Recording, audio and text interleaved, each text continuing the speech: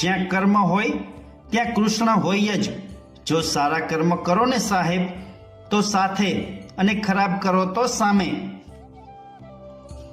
સાગર તો વિશાળ છે પણ આપણને પાણી એટલું જ મળશે જેવડી આપણી હથેળી હશે સાહેબ. એવી જ રીતે કુદરતની કૃપા અગણિત છે પણ કૃપા એટલી જ મળશે જેટલા આપણા કર્મો સારા હશે. ઈશ્વર સારા કર્મોથી મળે છે સાહેબ, ભક્તિથી નહીં. બાકી તપશ્ચર્યા તો રાક્ષસોએ પણ ઈશ્વરની જ કરી હતી.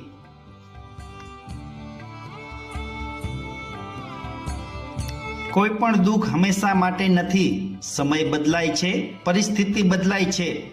શાંત રહો, કૃષ્ણ બધું સારું કરી દેશે. સાહેબ, દોરી રેશમની હોય કે સંબંધની, એકવાર ગૂંચવાઈ જાય તો તેને ખોલવા